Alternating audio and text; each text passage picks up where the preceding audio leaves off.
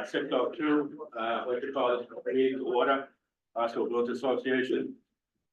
First on the agenda is the secretary's report. Did everyone get a chance to read that? Any questions? Get a motion to approve? Second. All those in favor? Aye. Secretary's report is approved. Now, treasurer's report. And we have the association three banking accounts here. Our main checking account here, we're at $8,275.40. The little savings account, which we have in a money market fund, is $2,901. And our Robert Smith fund is the fund that we use for all the gifts and all the public works that we do. And it's $19,509. So the all total between the three accounts is at $30,000. And there are no outstanding bills or any obligations I'm sitting on. So. Great. Any questions? Get a motion to approve the treasurer's report. I move. Second. Second. All those in favor? Approved. Thank you, Al. Gail, OBPA report. Okay. Bruce Williams has sent out the Christmas charities letters for the OBPA OVA appeal for 2024. Returns are coming in very well this year, better than other years. We're really pleased. We will present the checks to the Cape Cod Times Neighbors Fund and the Salvation Army on Wednesday, December 11th at 2 p.m. at Rockland Trust, West Bay Road. Funds collected after the 11th will be sent to the two organizations at a later date. Plans are finalized for our 55th annual Osterville Open House and Stroll to be held Friday, December 13th. More events will be held Saturday, December 14th, as well as this coming Saturday, December 7th. We thank the OVA for contributing to the music and events on these days. We are going to have a decorated golf cart parade at 5:30 on Friday evening, and they will escort Santa in the COMM fire engine to Sotheby's Real Estate, where he will greet the children during the evening. The ecumenical crush service will be held in front of the Baptist Church at 6 p.m. Won't be on the steps this year, but it will be in, they say the front will be available. Jack Cotton has purchased new crush figures this year and donated them to the village. Stephen Bishop Builders has refurbished the crush building for us, as he has done for the past many years. We thank them both for taking care of this very important part of our Christmas stroll. The town DPW has been asked to again put up the lights on the 3 large trees in the village center. They haven't done it yet. I'm talking with them, and hopefully with down on the list. So I think West Barnstable got today, and we hopefully will have it by this weekend. We wish everyone a very Merry Christmas, and don't forget to shop local. Thank you. Thank you, Gail. Great job. Next, I guess speaker for tonight, Griffin Bowden, engineer for the town of Barnstable. He's going to talk about the village traffic mitigation proposed sidewalks on East Bay Road. Griffin. Thank you. Thank you. Good evening, and thanks for having me back. The last time I was here was back in March, talking about the similar conversations here. Happy to be with you again. Again, thanks for inviting me back. I do have a presentation. I apologize, you have to turn around and look at it, but we have some good visuals that we wanted to utilize to inform the conversation. So I have a 2-part presentation tonight. The first half of it is discussing the proposed pedestrian improvements on East Bay Road. Something we've been working on for a number of years at this point, and I think we're ready to get some input from the village on. As we've basically prepared a number of alternatives and want to seek some input on the alternatives. And the second half is really talking about the village improvements that were discussed. So really the first piece of that being the project that's funded for raised crosswalks on Main Street, and then some other studies and potential improvements in the village that were discussed last time I was here, and some of the studies and evaluations we've done and anticipated work that we are looking to do as a result of that. So just wanted to throw up on the screen where the proposed, where this project is, right? The East Bay Road pedestrian improvements, and I call it pedestrian improvements because we have three alternatives. One of them is not sidewalks. At least not in the traditional sense. So we've kind of renamed the project as East Bay Road pedestrian improvements, but the limits of the project are really the same as they've always been. The project would start, kind of at the northernmost point where that red line is the intersection of East Bay Road and Bates Street, or Bates Road. That's where the sidewalk terminates today. It would be about, 3/4 of a mile on East Bay Road to Weano. And then on Weano down to the end, of Seaview, to the landing down there. So what are the concerns we're looking to resolve? Everybody here is aware of them, right? The pedestrian safety and accessibility issues on East Bay Road really due to the lack of sidewalks, significant pedestrian and vehicular traffic on the road. So there's just this inevitable conflict there, particularly during the summer, right? DPW has over the years received multiple requests for sidewalks on East Bay Road. And late in 2021, the town council voted to support survey work as a first step for proposed sidewalk on East Bay Road and Weano Avenue. There was almost $40,000 appropriated for that. We retained a surveyor to complete the survey of the limits of the work. Really, it's the first step in any of those types of projects. You got to identify where the limit of the publicly owned space is, and you have to identify the details of the road on a map so that you can start putting lines on paper.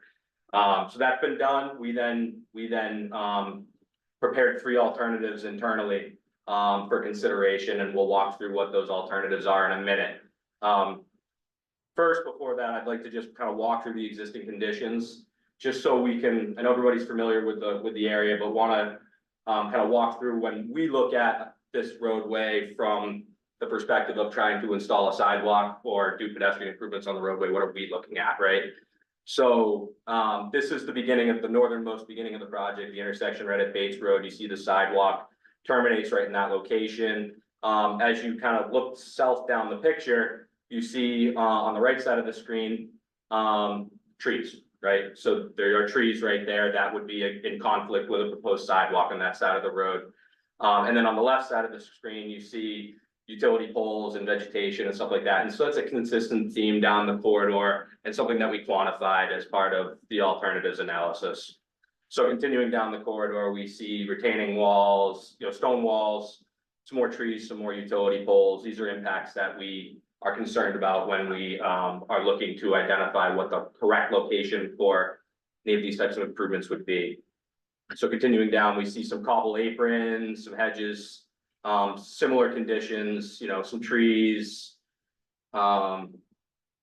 landscaping, right? So on the right side here, we have some nice landscaping that's probably in the public right of way, and would need to be removed in order to install a sidewalk, right? On the left side, you have a hedge that's also probably in the public right of way, and would need to be basically removed in its entirety to install a sidewalk on that side.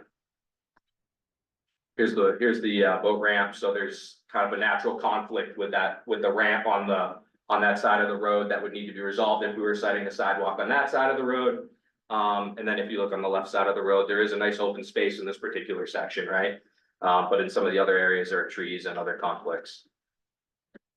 Continuing down the corridor on the left side, we're all familiar. There's the boat parking, the trailer parking kind of in those areas. So on the left side, that would present a conflict with the sidewalk there that we would need to resolve.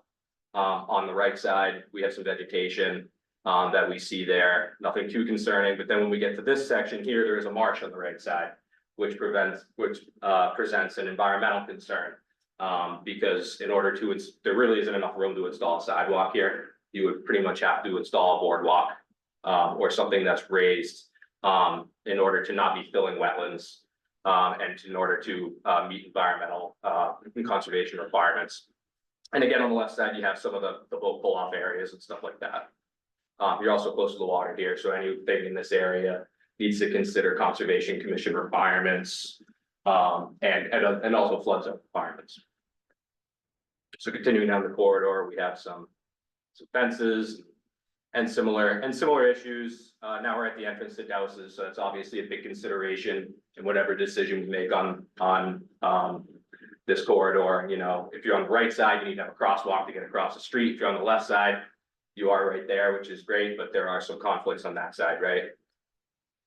Continuing down towards Weano.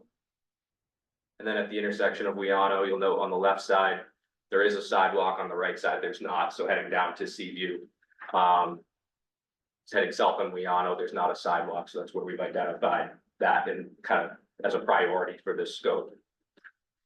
Continuing down, you see, what Weano looks like heading south, and then we get to the landing, right? So that's the scope of the project. That's the length of the area that we're evaluating. We're talking about this project. So then when we evaluated alternatives, we evaluated three alternatives. First alternative was a sidewalk on the south or west side of the street. Second alternative is a sidewalk on the north or east side of the street. Depending upon where you are, it's either north or east. And alternative 3 was an outside the box thought, which was to, consider converting the road to a 1-lane road and using one of the lanes for effectively a multi-use path. So the first option would look something like this. This is that area where the marsh is. So you see, this is not the scale I'll note. So, but you see, generally speaking, what side of the road we're talking about. So we went through, we did engineering drawings of the whole route. We kind of identified pros and cons of this particular option. One of the pros we saw when comparing it to alternate 1 is it avoids a crossing of the boat ramp. That was a good thing. It avoided the on-street parking and the boat parking areas, right? There were fewer conflicts with utility poles, and curb sidewalks are more protective than like an on-street multi-path, like the third option. The cons were there were a whole bunch of driveway crossings that we'd have to work with. That's not the end of the world. One of the biggest cons on this particular option was there's about 7 easements that would be required in order to install this sidewalk. It can't be done in the public space. It would need to be done on private property. So that would be time and money in order to make that happen. There are significantly more conflicts with trees as we saw as we walked down the road, right? There's a bunch of trees in that.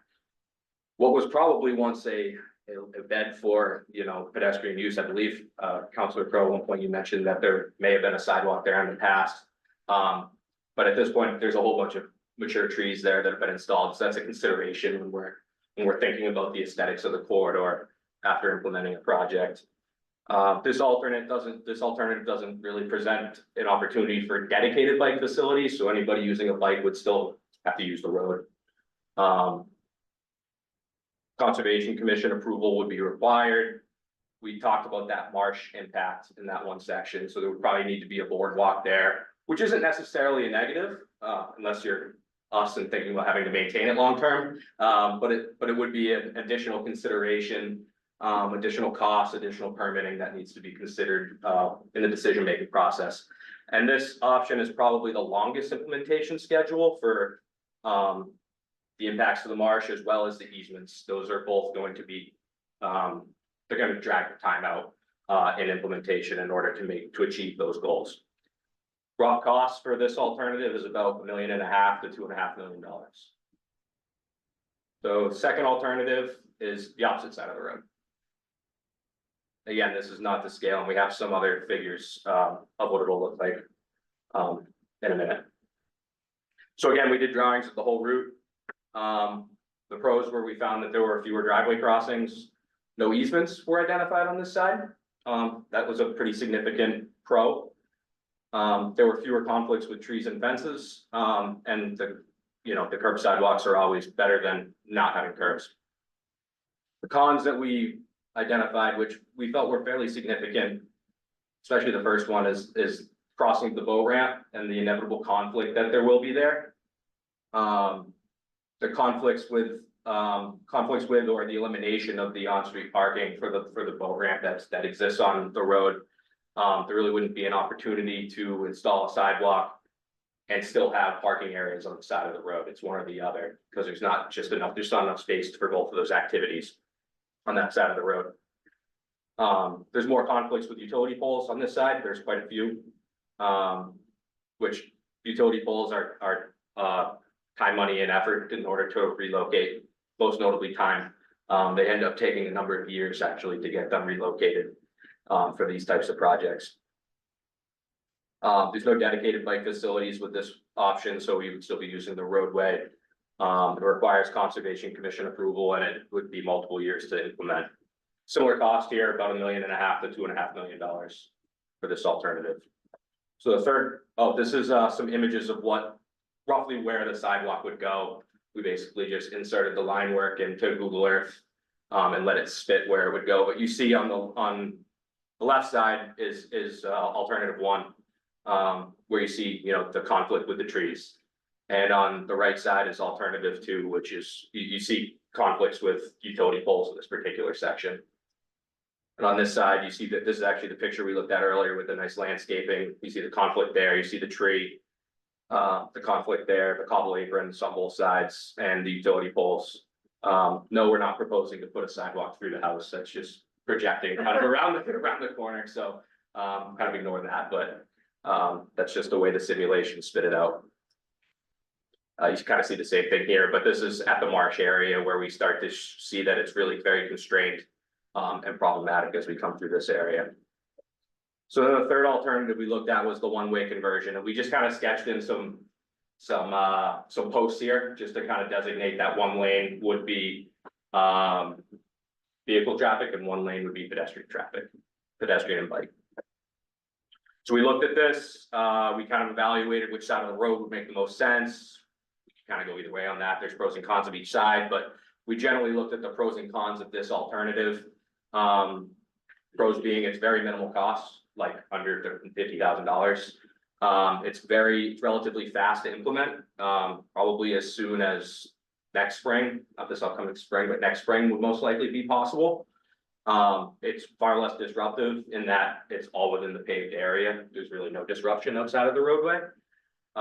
It's also easily to convert back if it doesn't quote work, right? If it's not desirable after implemented, it's just it's some paint and some bollards that could be removed, and we could go back to the way the road is now, and almost pit it to one of the other alternatives, right?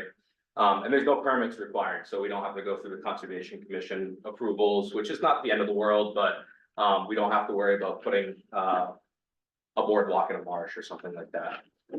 The cons are one-way travel may be perceived as inconvenient, right? There's only one way you can go down the road at that point. That will be a bit inconvenient for some folks. The shared use lanes being just at grade and really only being separated by maybe a post or something else, depending upon what we decide to use for separation, will be less protective than being on a curved sidewalk off the edge of the road. But having the whole 12 feet gives opportunity for separation as well. It'll require additional signage. I know there's always the concern about too much signage in an area, but there would probably be more signage with this option just to direct folks as to what's going on. We do still need to figure out how to avoid a conflict at the boat ramp here. I think with this alternative, no matter what side of the road we're on, there would be a conflict with the ramp that would need to just be resolved through the design. And the other con here is there would need to be a change to the management of the entrance to Dowses Beach, just to avoid queuing in the road. We would probably want to push the queuing onto the causeway in order to make sure, because right now with this proposal there would only be one lane, right? So there's nowhere to queue. I mean, you wouldn't want to queue in the pedestrian lane because then people can't use the pedestrian lane. So there's that potential conflict there that would need to be resolved. We think we have a good plan for how to do that by leveraging the causeway, relocating the gate, and working with community services staff to manage it a little differently. So we're engineers, we like to quantify things, right? So we throw this into this nice table that kind of shows the impacts. I highlighted the ones that are generally the most concerning in red. Alternative one, requiring easements, which is again, time and money. And also could be a project killer, so to speak, because if we can't acquire the easements, we can't install the sidewalk on that side. And we generally, at least policy recently is not to adversely take easements from people for roadway improvement projects. We would usually do that in a friendly manner. So If somebody's not interested in working with us for an easement, then that would probably rule out this alternative. Going down, you see in either alternative, there are tree impacts. I will note the quantity of trees looks pretty similar, but the size of trees is larger on alternative one. Generally speaking, and you noticed that when we drove down the street. And there's a bunch of utility pole impacts, which are concerning to us because it's time for implementation, but. So those are the things we quantified with alternative three. There's really none of that. Again, it's all just within the roadway. So we took those three tables, threw them into a matrix so everybody could kind of look at it. This is the end of the discussion I have for this particular item. This is where we've left it to date. You know, we think that the pros and cons kind of lead us towards a logical conclusion of trying alternate three. But we do want to seek some input on that and see if that's something the village is interested in trying, or do we want to push forward with one of I'll call it the hard sidewalk options, where we install the physical infrastructure. So like I said, with that, I just kind of left it there for now and wanted to open it up for discussion. Yes, sir. Just a quick question. When you talk about the one-way conversion. Yeah, Did you look at it in both directions? Yeah, that's my question. we did. So, the way we think both of them could work, frankly. From an engineering perspective, they both could work. There may be pros and cons of particular options. We show, on the drawings we show, southbound as the lane of travel, heading towards the beach, correct? It's gonna be tricky with a boat trailer. That's right. So there's that inevitable conflict, whether you head northbound or southbound with the boat, with the boat trailers. And then there's the inevitable conflict at Douse's, whichever way you go. So we showed it in this direction. Again, we really could go either way. I think that's a very good point, that if you're gonna park a boat trailer, you need to literally do a 3-point turn or completely turn around. So that may be the reason why the opposite way makes more sense, but again, we can certainly do more analysis on trying to figure that out. One other question, did your team actually look for the old sidewalk? Because, you know, I lived here my whole life, and I remember a sidewalk, not going all the way down, but you remember. All the way to the ramp. Yeah, all the way to the boat ramp, there was a sidewalk. Mhm. So Still like, partially I wonder how much, you talk about easements. Yeah, Some of that sidewalk was pre-existing. so that's interesting You might because not be able to see it now. that's interesting because the easements are actually mostly all south of the boat ramp. Towards the beach. Yeah, so towards the beach. So when you say that basically to the boat ramp, it used to be there, that kind of makes sense. There is room for it, but there's the trees that have in that sense grown. Was that, what about, and let's throw this out there, what about running it down one side and then switching it boat ramp to the water side? Yeah, so Like, does that, we didn't explicitly look at that alternative, but we did at the same time because we have the lines on paper, right? So we could just, we could cut it in half and draw the line where we cross anywhere really. Generally speaking, you want to avoid mid-block crossings because they're less safe. You would want to have some sort of way to make them visible. And the concern as you head further south is that conflict with the trailer parking. So if you're on the water side further south, you don't have the trailer parking. So you're gonna lose that with two options. well, you could still have the trailer parking, especially with what was just discussed with alternative three, if you went in the northbound direction. They don't Frankly, get off the road though, the trailers Yeah. are usually like 3 feet on the Yeah. road because it's.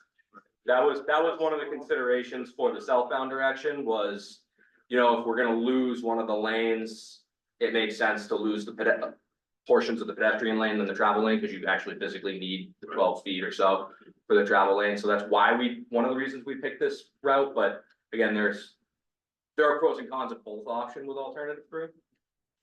I'm sorry, Yeah, Chris, go ahead. can you just clarify, so you're saying that most of the easements are from the boat ramp toward the beach? That's correct. I actually think all of them are. There's actually quite a bit of land there. Yes, there is. Those properties. There It is. wouldn't be- Yeah, there's quite a bit of land. I have the plan, so we could look at where the easements are. But the first one's right on this figure, right at the bend.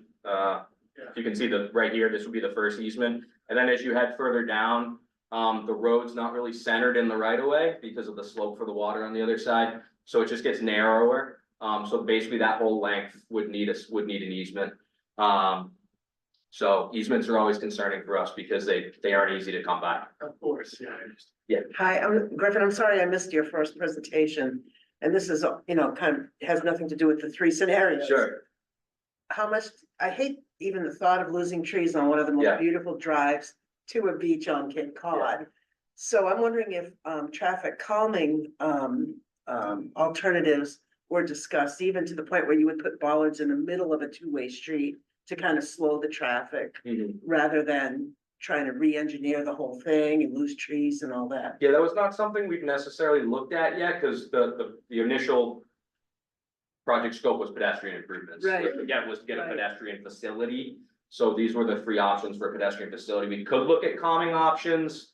I think they will be limited in this corridor because of the tightness of the corridor, actually. Yeah, They already should present traffic calming, but it obviously is not. no, that's Um, the issue. And it's the number of people that are on the street as pedestrians too is the issue, right? So I think pedestrian facilities are I necessary. guess in I'm some thinking from a capacity. pedestrian safety perspective. Yeah. Rather than re-engineering the whole road and kind of ruining that awesome Yeah. approach, it's just such a great approach. And that was one of the reasons we looked at all three, Yeah, was because we're like, yeah. why do we don't wanna cut all these trees Right, down and exactly. change the characteristics? Yeah. Yes, sir. From Main Street to the boat ramp, where Yeah. the old sidewalk was, we used every day with kids. Does the road layout go just beyond those trees? Because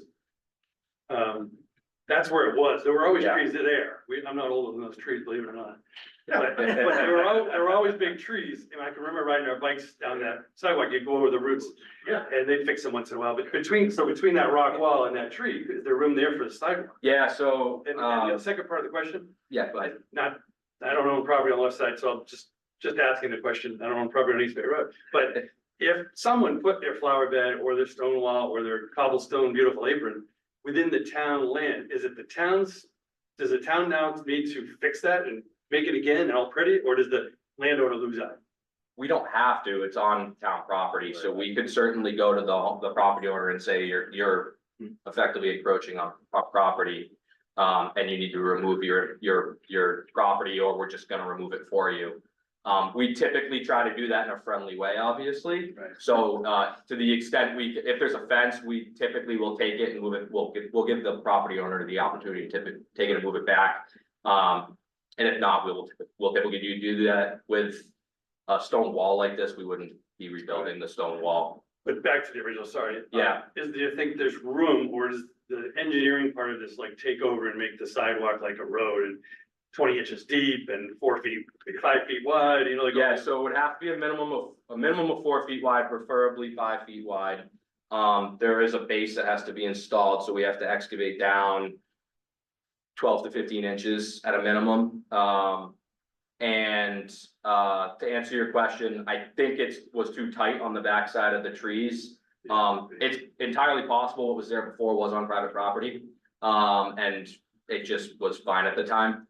But unfortunately, we would need to ensure that we had easements to do that. I'm sure the sidewalks in the old days were just laid down. And they were probably just as wide as they could be at the time, and we see that in a lot of places. The one they put on, about 10 years ago, Yeah, that's only about 3 feet wide, right?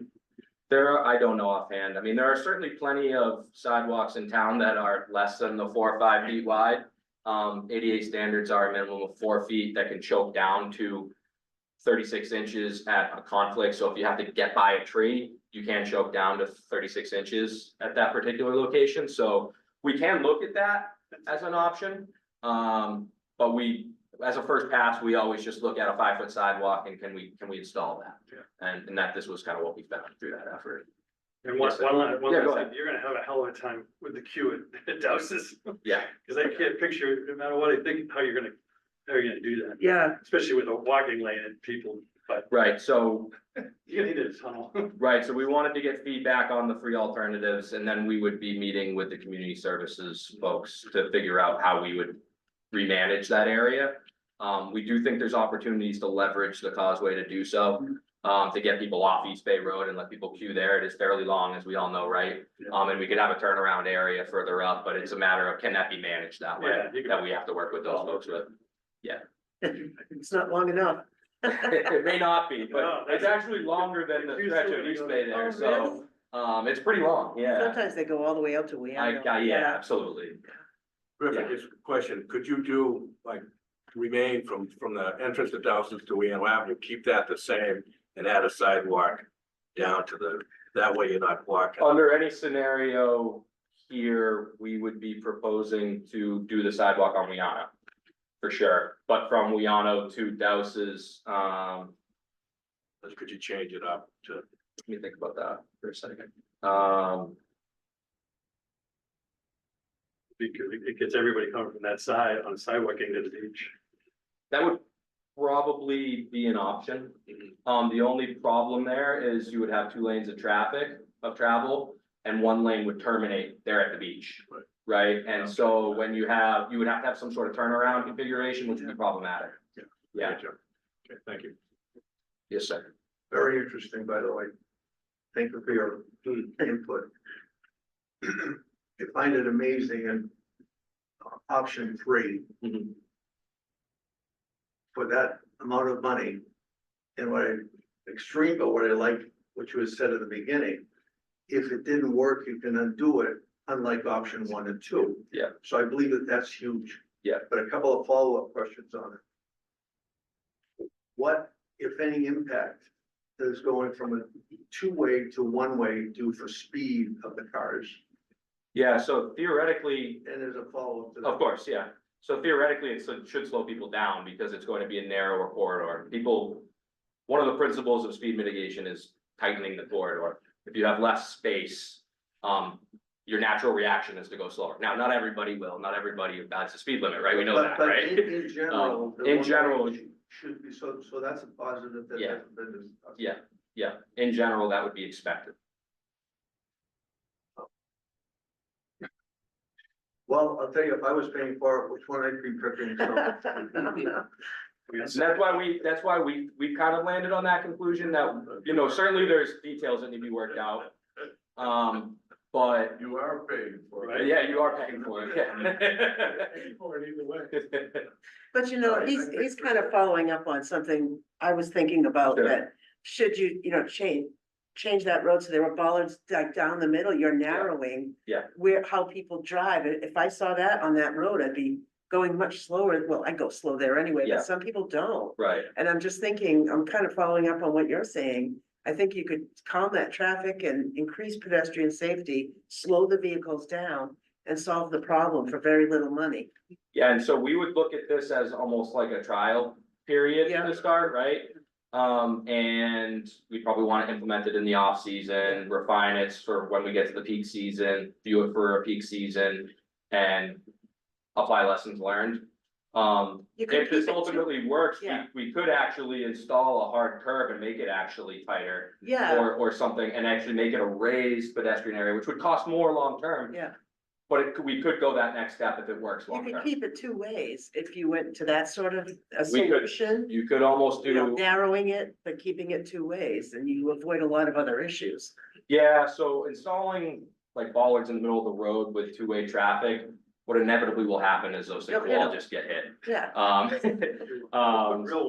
So, yeah, so, well, you're kind of suggesting that anyway, with the 1-way, there'd have to be something there. yeah, and we just show bollards for Oh, the purpose of the illustrative, discussion. We Yeah. don't know what it would be all right. for the trial period. We'd probably want to do that just because of Yeah. cost, really. Yeah, But we would probably want to do something more permanent, long term.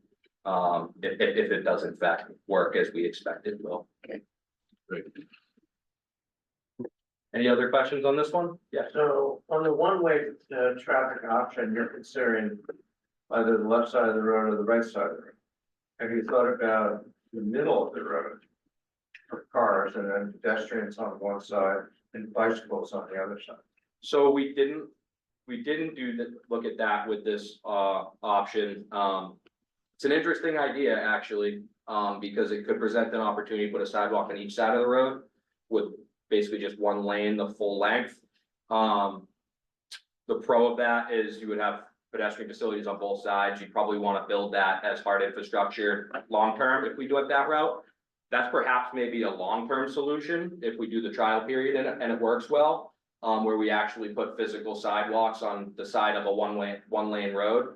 The difficulty with putting it in the center is it's a little bit more work to transition back. But it's something that we definitely could consider as part of the alternate three. An alternate three now, I guess, could have 3 or 4 options within it that we need to Central vet. Park in New York, where they have pedestrian Yeah, walkways, or Prospect Park in Brooklyn, yeah, and then they bike roadways parallel to the walkways. yeah. Yeah, so it's an interesting idea. I mean, we were basically doing one lane as the pedestrian and bikeway as a multi-use lane, basically. Because I think that would be a negative, bikes and pedestrians. A lot of conflicts there, especially if you have elderly pedestrians. And you have kids whizzing by on bikes. Yeah, there can be that conflict, you know, I mean, we certainly have multi-use paths in other areas within the town. That function well, they may not have as much demand as here potentially. But you know, like the rail trail and stuff like that, they're multi-use paths that function well. It would be similar here. Right, would you allow electric bikes in the bike path? Stop them. Yeah, I mean, it would have to be enforced. Paul, are electric bikes allowed on multi-use paths? I can't recall offhand. If they're allowed, To my knowledge, there, yeah, I but didn't think. I'm not sure that the laws and regulations have advanced to Sure, meet all of the challenges of the electric that's a bikes. fair point, yeah. So something we have to look into. Okay. Yes, Councilman. Griffin, program remains a problem, to get into the boat ramp and park. With the boat ramp could be adjusted for either direction in traffic. Yeah. Something to think about. That's one of the major engineering challenges of the one-way option, is to figure out what we do with that area. So we would need to do some additional work on that, to figure out what the best way to make it function. We wouldn't be proposing as part of this kind of completely re-engineering that boat ramp.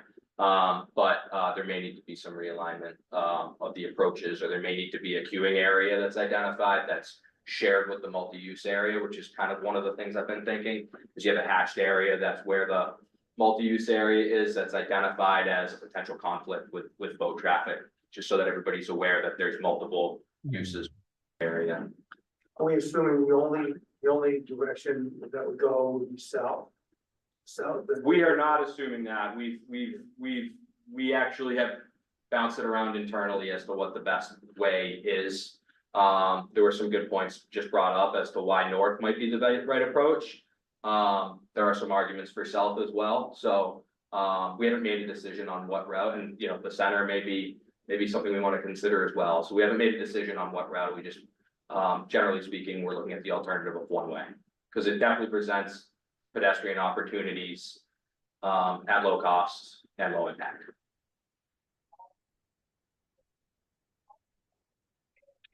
Any other questions? The one way would be proposed year round. Currently would be proposed year round. That is an option we didn't show here, would be that it does present the opportunity for seasonality. It's a little bit difficult and confusing for motorists if you do that. But there would be that opportunity if we decided to do that. Yeah, exactly. I think people would definitely be confused, but it could happen. So we are proposing year round. It's busy enough year round to keep it Yeah. one way. We're proposing year round. One of the concerns would say the bollards would be plowing. So that'd be something that we would have to figure out. Plowing, yeah, because we would certainly wipe those out when we were out plowing, so, there may be, some other method that needs to be installed for the winter period. So that, again, that's some additional homework we need to do on that. If you did alternative 3, would any additional lighting need to be installed? We haven't proposed any, to be honest, we haven't even got the lighting at this point. We're not proposing any lighting, we hadn't even considered lighting, but typically with these types of projects, we like to work out the concept. Right. And then we, at a later date, start talking about lighting and getting feedback on lighting if there's a desire for that, but we hadn't really considered that at this point. What do you consider, Griffin, where we're gonna go from here? Yeah, so as far as I see for next steps based on the feedback tonight, I'm not hearing a no on option 3. So we need to do some additional work. We'll vet the options. For certain, configurations. Try to do a little bit more work on the boat ramp and try to do a little bit more investigation on douses and what those conflicts look like. That'll probably lead us to the natural direction that we should go, or again, to your point, Hector, if it should go down the center.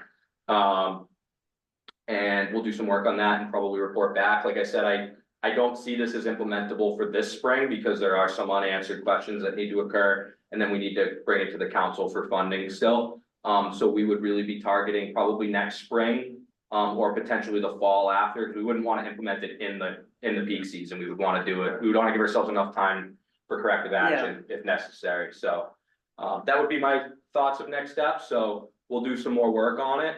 And bring it back to you all, probably need a couple months.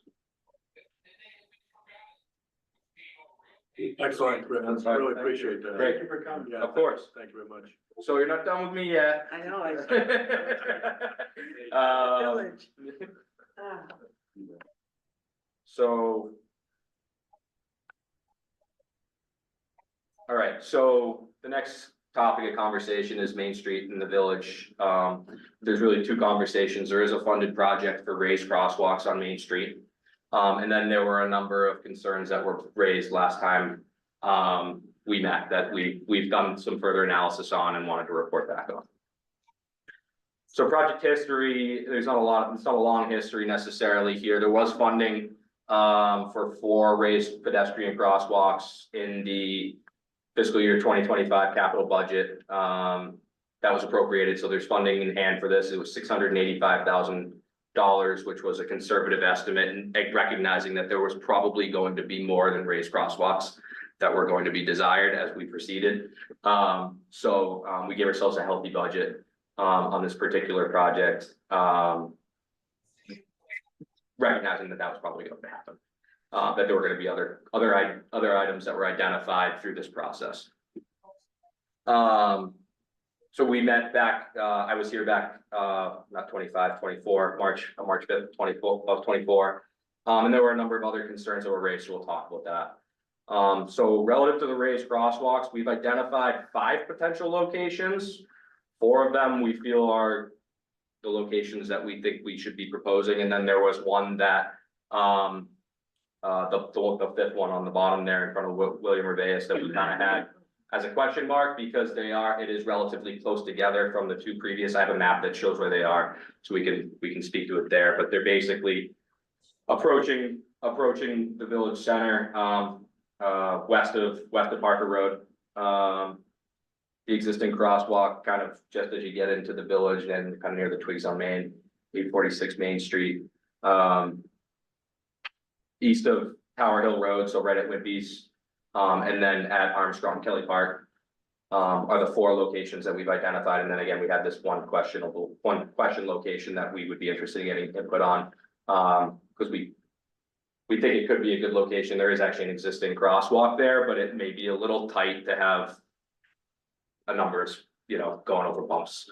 It may be a little inconvenient at that particular separation.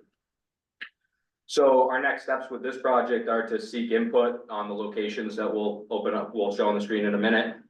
We have to retain a consultant to design this project, which we will be doing really right after this meeting. We're working with a consultant to start scoping this and getting pricing for them to design the work.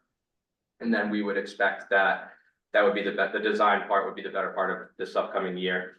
Which would also include coming back to you all to have conversations about what we've done to date. And then construction being in 2026, probably the spring, in advance of the summer. So the locations are shown here. So on the left side, kind of entering from the west, approaching Parker Road. We show it as a cloud because there's like 4 or 5 locations within that cloud that it could be.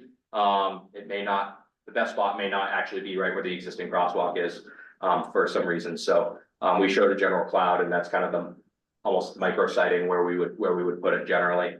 The second spot being probably right where the existing crosswalk is. That seems to be a pretty good location. The yellow one is the one that I mentioned that I see as a little questionable. It's a little close to the prior one. So I personally don't recommend one there, but it is something that we identified. As there's an existing crosswalk there, there's definitely a demand there, so perhaps it's worth considering. The third one that we would propose would be in front of Wimpy's. Potentially not right exactly where the existing crosswalk is. With all of these, there's some engineering that needs to occur, because we are raising the road at that location, so we need to raise the sidewalk. We need to make sure those transitions all work, we need to check drainage, so, they may not fall exactly where the existing crosswalks are. In fact, they probably won't be exactly where they are, but they'll be in those general locations. And then the fourth being, roughly at the entrance to Armstrong Kelly Park. So you get one on either side as you're entering the village, and then you get two within the village, kind of was the concept here. So, that's what I have on the raised crosswalks right now. Do we have thoughts on the proposed locations? Proposed locations make sense? Sorry. Couldn't you just leave the yellow cloud up there as a painted sign? Yeah, so that would be, so that's the only other crosswalk within this corridor, so. My assumption is when we install these, similar to what we've done in the other village centers, is we would have. Some sort of texturized or painted surface, and we would do the same with that crosswalk, if we decide not to raise it. So that was exactly what I was thinking. Yeah. Yes. One of the things that was brought up Mhm. is that in the first one on the top, Yep, the crosswalk, making that a stop sign. yep. It's one of the next slides I have. Okay, Yeah. that's still a Yeah. consideration. It's one of the next slides we have. We did an analysis of it. I'm gonna walk through the analysis. But we basically found that it's not warranted to have a stop sign there. And I'll explain what that means in a minute. Okay. That's Are you surprising. talking about far top one, John, on the left? Yeah, approaching town. At Tower Hill? Well, actually, we looked at Tower Hill as well. Oh, okay. So that's the next couple of Okay. slides I have are some of those analyses that we did. On the corner of, right across from Wimpy's, when you have that. Yep. It would seem you have a, raised crosswalk right there. Mhm. Which is when both the roads come right in. And it certainly would slow down traffic, it just seems like it might be, a problem, accident wise. Yeah, so, to the point I was making earlier, it probably wouldn't be right where it is right now. It would probably get pushed a little further east to be away from the intersection. Cause you don't really wanna have these right on where you're turning, cause then you get the kind of. So you wanna give enough time to turn to make that turning movement, so it would be a little bit further east, but we're talking tens of feet, not hundreds of feet, within that general vicinity. Any other questions on this? I can get into the questions that you just raised. So this is the list that I had from the last meeting of questions and concerns that had come up. There were a number of questions about potential stop signs. Consider adding a stop sign eastbound on Main Street at the intersection of Parker Road and Bay Street. This is the exact location that you just mentioned. No, it Consider- actually was at the crosswalk. At the crosswalk, yeah, so eastbound on Main Street. Here's 85 Main, Yeah, so eastbound on Main Street. yeah, right in there. Yeah, right here, yep. A four-way stop at Wimpy's. Consider a stop or yield sign on the slip lane at Main Street and Weano, so that would be. This location right here, which is kind of under this yellow. Slip lane. Yeah, we refer to it as a slip lane. But that little kind of pull-off area that allows you to make the right turn there. There actually isn't a yield sign there, and there should be, frankly.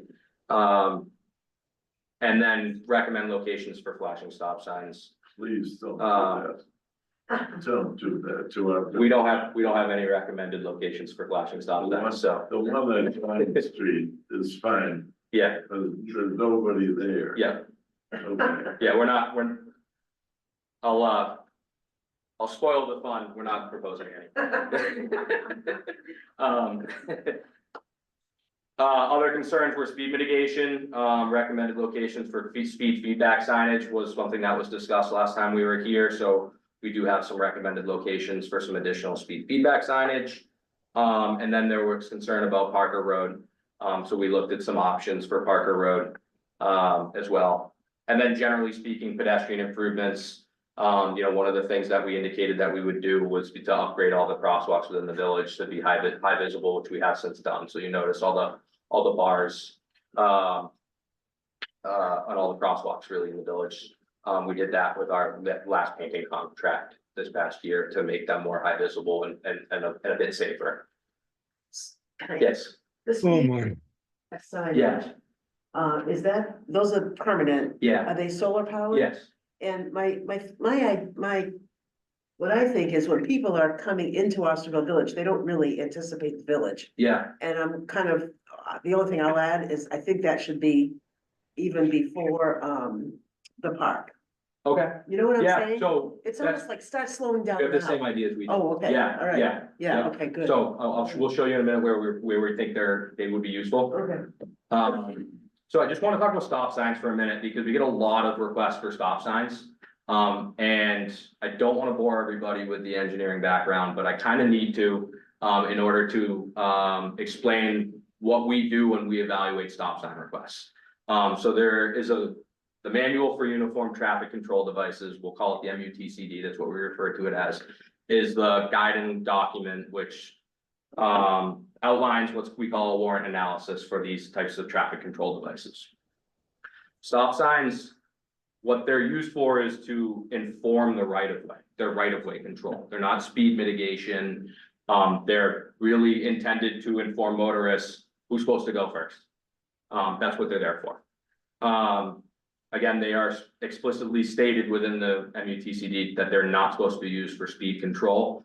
Frankly, when they're installed for speed control, people tend to find them as not warranted because there's no apparent need for them. And that's when you see people rolling them or disobeying them. And that's one of the kind of main principles behind stop signs is that they need to be warranted or else people will feel that they're not necessary and they will disregard them.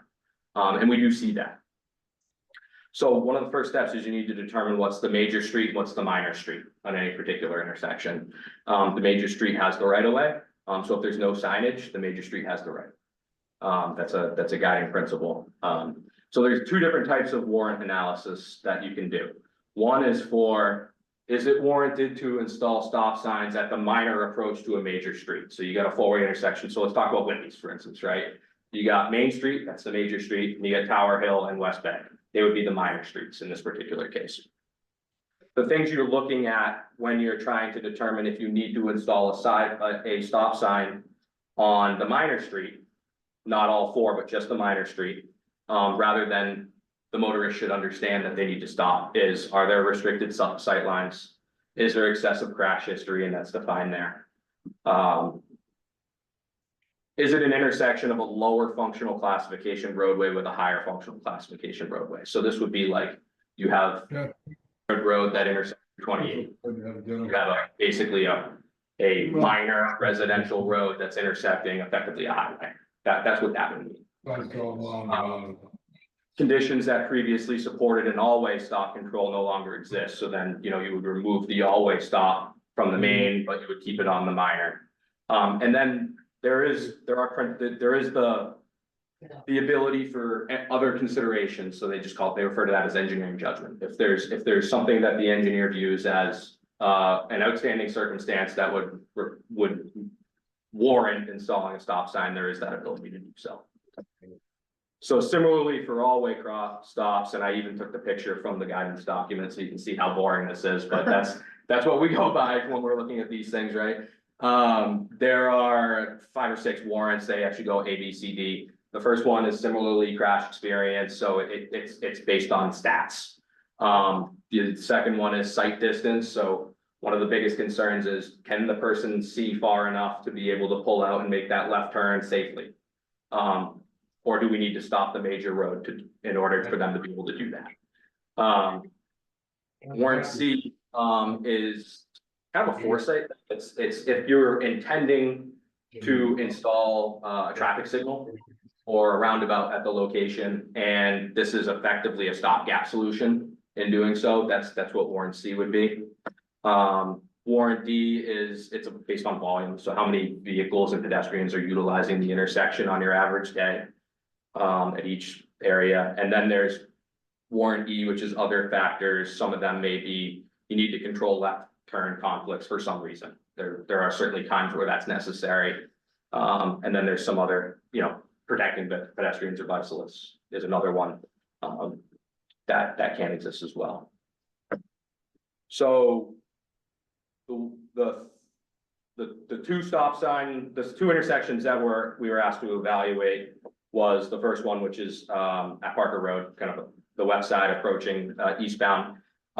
We went through the analysis and it was not warranted. We didn't meet the warrants that we just outlined at that location in order to warrant the installation of a stop sign, but we did feel there were alternate improvements that could be made. Certainly the raised crosswalk we think is an appropriate improvement in this location. And then we also are proposing speed feedback signs in advance coming into the village, like you just suggested, on the west side, as well as some free signage saying that there's an intersection. We feel that that's a more appropriate solution for this particular intersection, as well as making sure, in the short term, we've made that crosswalk more visible, which makes that intersection more visible as you approach it. So there's something going on there rather than just having a parallel bar. At Wimpy's, again, none of the warrants were met for a four-way stop. But we also had alternative improvements that we suggested. Again, speed feedback signs we think make a ton of sense actually right at the approach coming into the village, as was just suggested at Old Mill and East Bay Road. There actually is one there right now. It's a smaller one. We would look to get a bigger one. I think the police installed a temporary one there. But we would look to get a larger one that's a little bit more visible. And we agreed coming into the village, it makes a ton of sense to try to inform people that there's a village coming and you need to slow down, right? And then we also proposed one in both directions, actually, to the west of Tower Hill Road. So as you're coming kind of up past Wimpy's and getting to kind of the more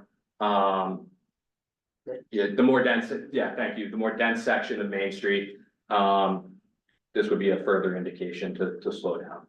And we would propose that in both directions, just because there are uses on both sides.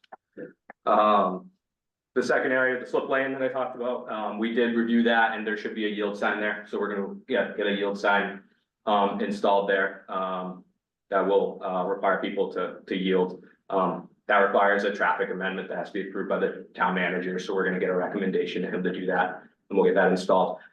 As we were reviewing that, we also noted that there's a similar situation at Main Street and Parker Road, actually, with where the Monument Park is there. And so we think the same thing should be done there, and actually some additional striping should be installed to kind of channelize that area.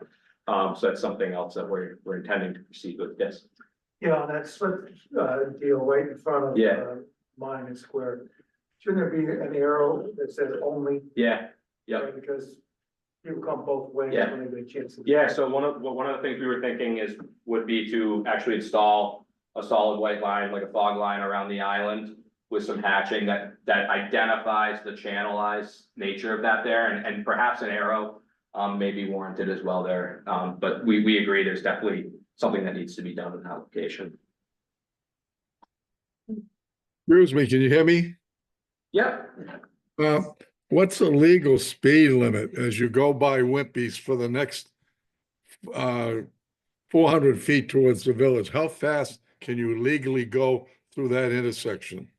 Yeah, the speed limit is 30 miles per hour. And you think that's safe? dictated by Mass General Law? I mean, there's a tremendous problem with speeding. And I hear what you say about you can't use them for speeding, but in my opinion, and I've heard this from people, and if people often will exceed the speed limit by 5 to 10 miles an hour. And that means you've got people going by Wimpy's 35 plus 5 or plus 10 miles an hour.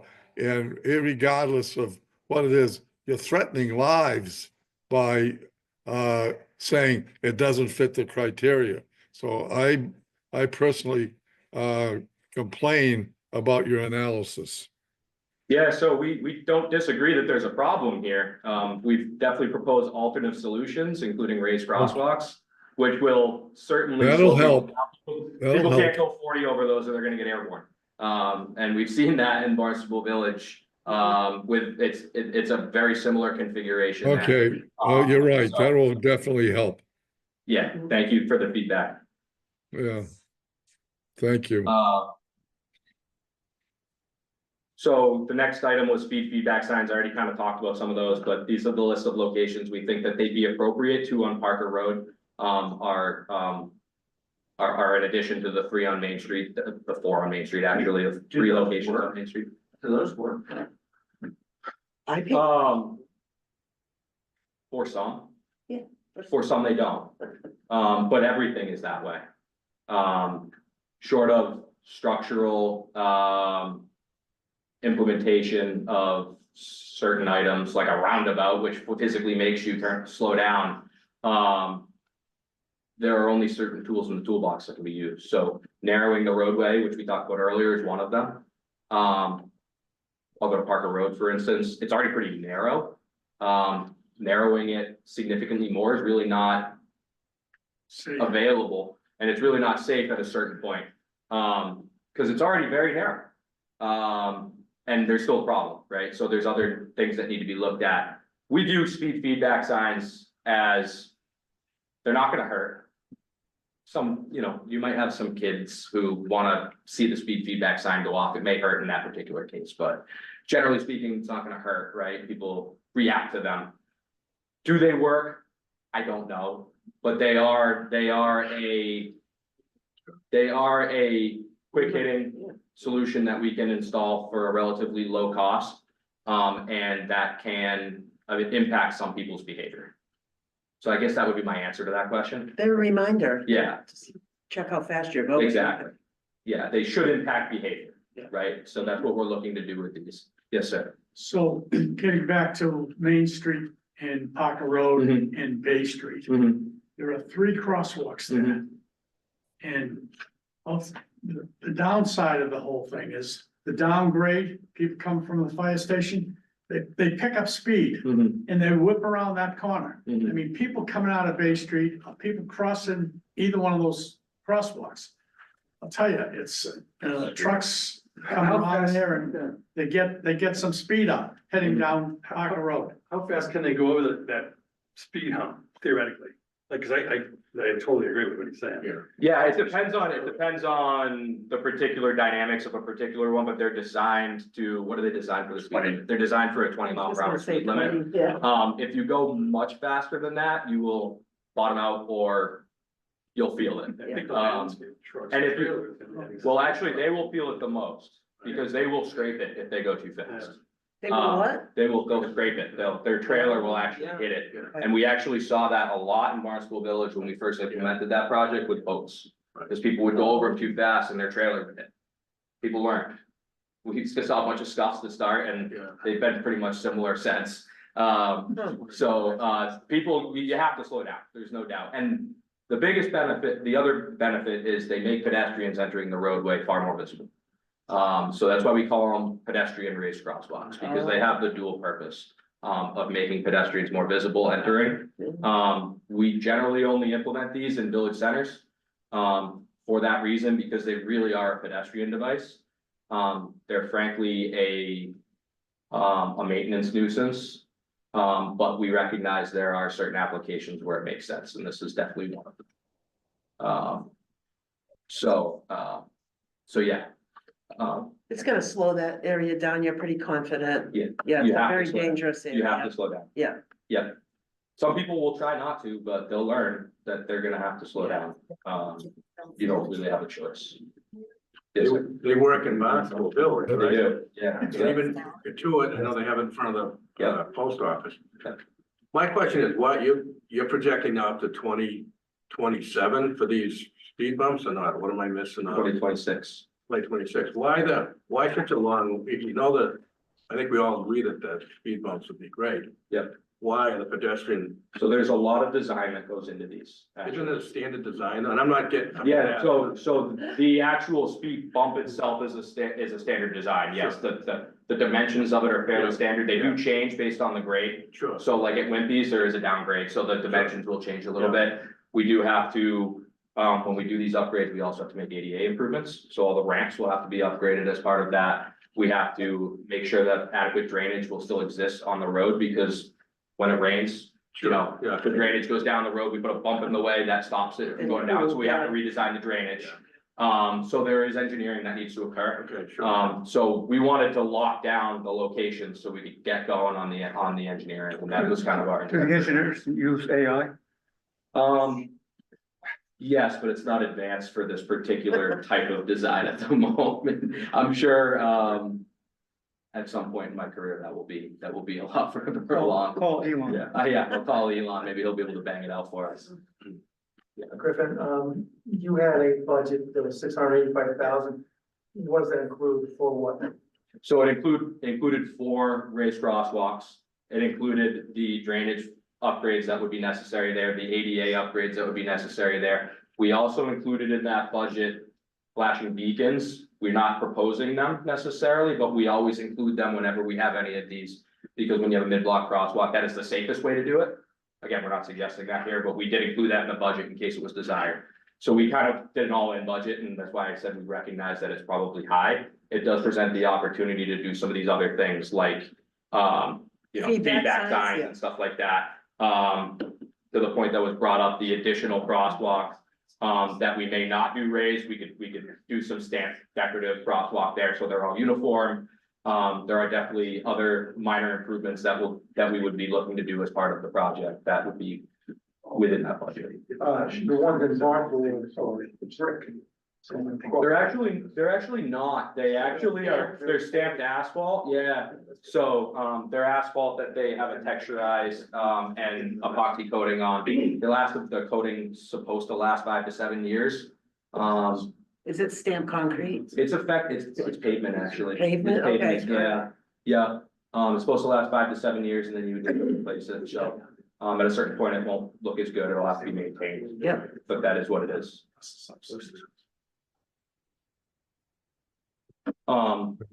Just touching on the last kind of couple bullets here, we did look at some additional structural options on Parker Road. We don't have a proposal at this point, but we have looked at a couple of options. I mentioned we looked at lane narrowing, it's already fairly narrow, there really isn't a lot of opportunity there. We looked at some strategic medians at certain locations that could require people to kind of roughly go around them, kind of narrow the lane a little bit. We actually think there may be some opportunity there, so we got to do a little bit more work on vetting those. But we think that could be a potential option to have some small medians in strategic locations that could slow some traffic down. We looked at adding curves, so having straightaways is generally, we all know what that does, right? Parker isn't exactly straight in this section, there is the bend, but it's generally straight enough that people can pick up speed. So we looked at, should we make it a little bit more curvy? There just really isn't enough space to do that there, but we always vet every option when we look at these types of things. The other thing we looked at was like a mini roundabout at Sunset Lane, that would force some slowing down. I don't think there's frankly enough space there, but it was something that we investigated. So there's minimal opportunities frankly on this corridor. We definitely think the speed feedback signs will help. We're gonna do a little bit more work on the medians. That may be the best opportunity on that section of roadway, in my view anyway. And then certainly enforcement will need to continue to occur. So, that's what we've come up with on that section, yes, sir. At the intersection of Main Street and Parker, Yeah, that's a radius, yeah, so vehicles can really come around there quick. yeah. Would that be turned into a 90-degree intersection? So, Or also tonight, trailers come down? yeah, so potentially, so one thing we have looked at is potentially there, so let me pull this up because it shows it. So I think the area you're talking about is kind of like right in this location here. It is certainly wider than it needs to be. Yep. Part of that is so trailers and stuff can make that turn. And then part of it is there is that kind of obtuse turn, the acute turn down to Bay Street that we need to be able to leave enough space to make. there is more space than is necessary, and one of the things we've looked at is at a minimum trying to stripe it a little tighter. To see what that could present for improvements. Striping generally does help a bit. There could long-term be remodification of the sidewalk on that corner that may be warranted to try to tighten it up a little bit. That's something we are looking at. Is there parking allowed on that corner of that radius? I don't I know think it it's used to be. not, I don't think it's signed as not being allowed. When it was Charlie's. Yeah, it used to be, yeah. Everybody parked everywhere. Yes, You sir. park in front of that.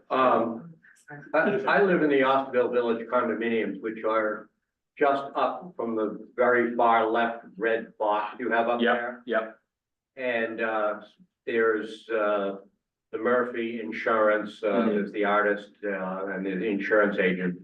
And I walk down to town, practically every day from just some exercise, so on and so forth. And I can tell you that as soon as they get by pretty much the hardware store. yep, It's like, okay, we're on our way home, and the trucks and cars come up that street at least 60 miles an hour. It is unbelievable, and it's extremely dangerous, because there's also no sidewalks there. Mhm. There's some hot top, but you would not call them a sidewalk. Yep. If you walk on them, you have to wear your hiking boots, Yeah. not to get killed. But that is one of the most, in my estimation, most dangerous places and more you're so talking, going out of town. you're talking going out of town, yeah, all right. More so, Yeah. because when they start to go out of town, they Yeah. figure we're free and clear. Sure, people pick up And speed they naturally, hit yeah. the accelerator Yeah. like crazy. Yeah. And I'm talking about huge cement trucks, Mhm. plus the, real landscapers, people with all their trucks as well. But these huge trucks, they just hit it. Yeah. Right at that point, they Yeah. figure we're out of town. Yeah. And zoom, they go up that like 50, 60 miles an hour. And if there's any place you can put a speed bump, is right there in front of the insurance agency. Or in front of, probably just beyond the hardware store. There's the entrance that goes in the back, and there's two little Mhm. stores there, Mhm. the kitchen store. But that's where they come out, they go through nice and slow. Yeah. But as soon as they get to that point, or they're coming up Parker Road, Yeah. whammo. Yeah, so I actually expect that this is not going to be right where this crosswalk is right now. I actually think it's gonna be a little bit further west to actually implement it properly and to avoid that kind of turning conflict. East is to the right. No, West is going up. yeah, that's what I mean. Yeah, that's what I mean, is going up kind of towards the fire station a little bit. Now, not tremendously far, but yeah, I don't think it's gonna be right where that existing crosswalk is. Because we want to get away from the intersection a little bit when we install a race crosswalk. So to your point, heading further out of town, it would be a little bit further out of town, not Right in front of far. the old, Alger, there's a little white colonial building Mhm. there. There used to be Alger, Yeah. lawyer office. Yeah, so I That's definitely. where it needs to be. I definitely hear you on the sidewalk. That's something we'll do a little bit more Extremely investigation on. And I definitely agree with you, certainly outside the scope of what we're looking at right here, but I appreciate the feedback and I just want to point out, that's where the speeding yeah, really takes Yeah. off. Right at that, once they get up to that Alger white colonial, they just floor it. Yeah. I don't know if you've heard them, but the 4 boxes are like in those areas, like the top one is right in Yeah. front of Alger's, it's somewhere in that. box. yeah, it's right in the area you're talking about. Yeah, and in front of the hardware. store. Yeah, So you slow them down to hardware. store, All right, slow them down again. I was here a little bit. yeah. So no, I appreciate the feedback.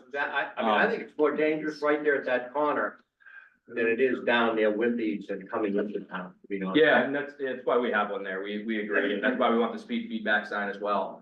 And I definitely hear you on the sidewalk.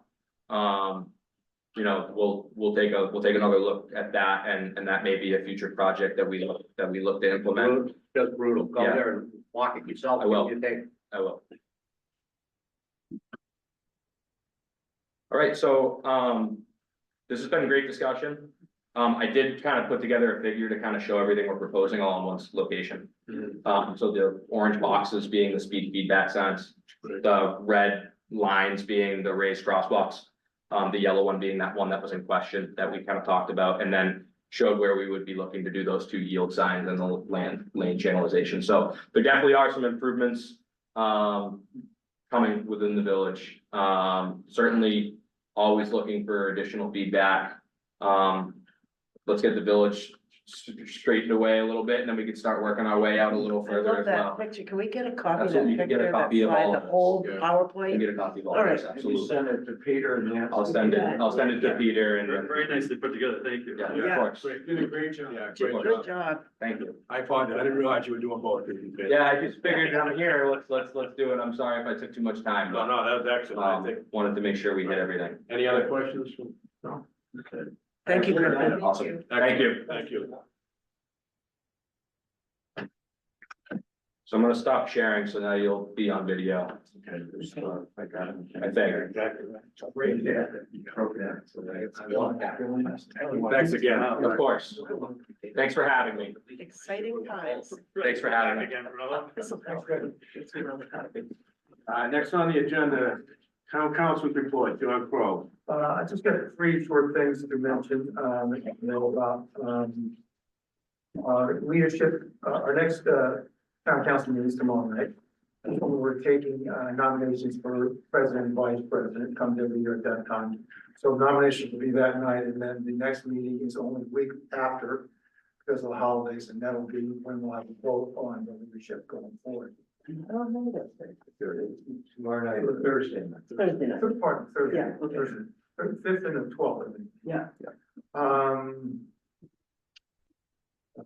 Also, the state came up with new ADU, regulations.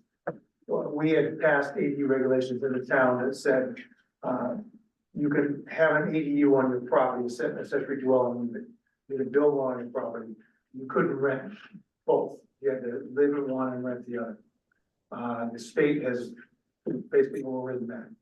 So people who have a ADU on their property, developer or investor can buy it and make both rentals, whether it be year round or short term. So that's, it's not something we wanted to see here. And the other thing is we had a vote on the Park City Wind project at the town council. It was basically about the vote originally taking place in the executive session, which was to allow the easements for the Park City Wind to go through and with Avangrid. There was some dispute about whether that vote should be taken in public. There's still a dispute about it. But we voted the other day to, it was basically a 6-6 tie. So the vote stood, because what happens is when you make a vote in executive session that didn't go into public, the public loses their right to appeal in any respect. So it was a different process for this host community agreement that we signed for Park City Wind than it was for Vineyard Wind before it, which was most of the information was held in executive session because we're basically negotiating the contract. But the vote comes back in front of the town. And there's a number of people who thought, well, you know, there's an actually open court case right now that's actually asking that to happen again. So but we had a vote on that, and I had 6-6 of nothing happened, which was unfortunate. But I made a statement and I wrote a long history of how we got to this point and what the processes were. And I really believe there was, the processes were flawed in the way we were advised by the town, by both the town and legal department. And I wrote that out. So if anybody wants a copy of that, some detailed information that I have in my, that I can send it to you. All you have to do is send me an email at my town email address, which is john.crow@town.barnstable.ma.us.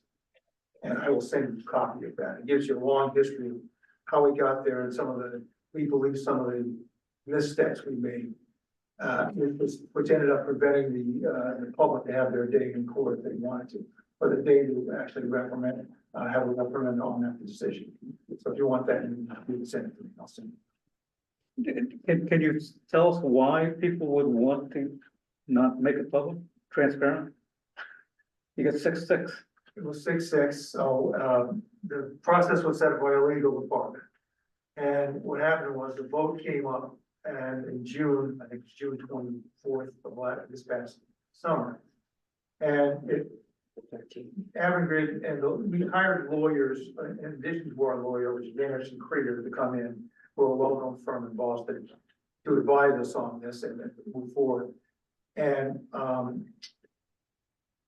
the executive session was, we weren't, the councilors were not told there would be a vote that night. It was about 11 o'clock, we went into an executive session after that meeting. And then the side agreement, which is what they're calling it, basically the side agreement, which they call it a side agreement from our town law firm, was basically a redo of the host community agreement that was originally done. So we were voting on the whole aspect of them coming on Craigville Beach and then coming up through the main street in Centerville. Okay, and giving them the easements to do so. Okay, so there was a discussion with both lawyers, and then it was brought forward to the council to vote that night on it. There was no written material. The contract that was voted on was not passed to us prior to that, so we can have time to read it. And, you know, I think a lot of us who were new there, so basically took a little bit on ourselves and said we should have asked them to delay the vote until we had a chance to read the contract. But it was pushed through, and that's when the vote happened. It's a 7-5 vote in favor of that agreement. What I mean was, so why would someone want to have a closed executive session which is not open to the public and no one can rebut it? Because we were voting on negotiating tactics, okay, in the contract and negotiations. So if you had it open to the public, we would be able to have those, our position kept to ourselves. And that's the way it goes. But the other ones beforehand would have, that had happened before on Vineyard, was that they had the discussion with the Avangrid and the lawyers. Then they kept the stuff that was proprietary information about the negotiations, but they had to vote in public. The vote in public allows, if it's in public, it allows the town citizens to actually referendum that decision, and it's within 10 days.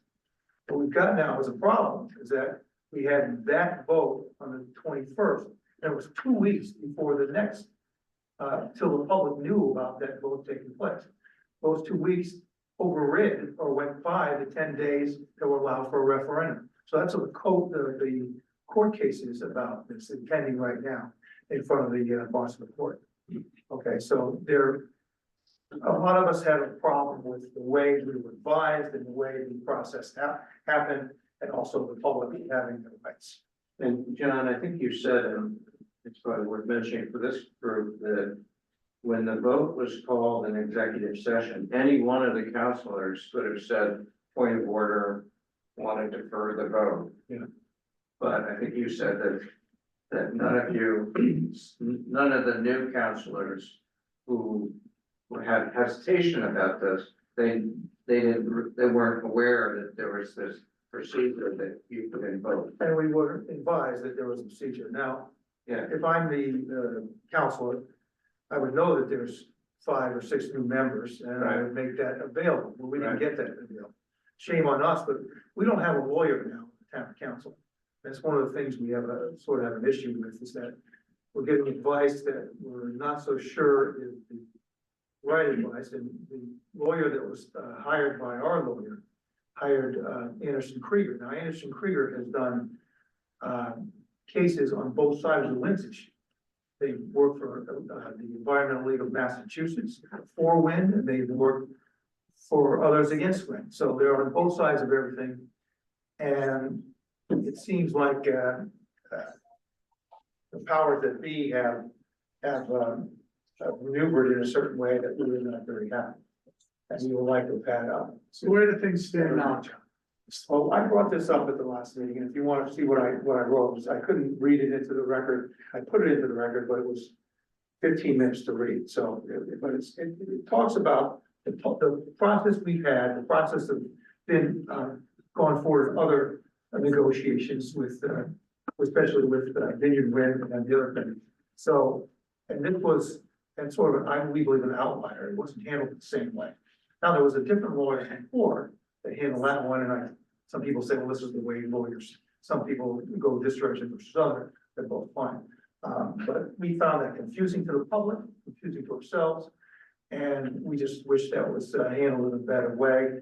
And not being new on this, we didn't know, we weren't advised of our options.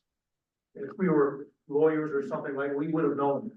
And so that's sort of a way that we feel sort of, I wouldn't say misled, but not Fully informed. fully informed. I think, to answer your question, the petition that did not pass at the last meeting is the exact same argument of the lawsuit that has been filed in Barnstable Superior Court by Save Greater Dowses Beach and the group in Centerville, which is called Barnstable Speaks. And our argument is exactly the same, that the public was denied the right to redress via the referendum process. And right now, we had a hearing on November 7th, which is quite a while ago now, and the judge hasn't ruled on it yet. So we're waiting for a judge to kind of weigh in and, on the merits of that case. The town has filed a motion to dismiss, and if he dismisses it, we'll probably go to appellate. Mostly because Avangrid has started talking about the Craigville landings and the Dowses landings as two sides of the same coin. Part one and part two of the same project. Well, if that's the case, then we feel Dowses is still at risk. So we're putting a lot into trying to protect Dowses.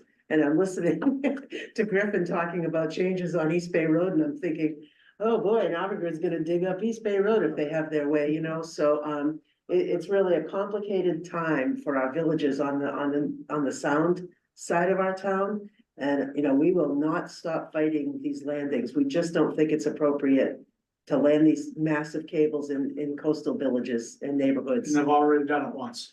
They have, and I will tell you the truth, I don't think the public or even the council was fully aware of the magnitude and the implications of this project. And we all thought, everyone thought it's just one project, it's just one thing, it's a line under the beach.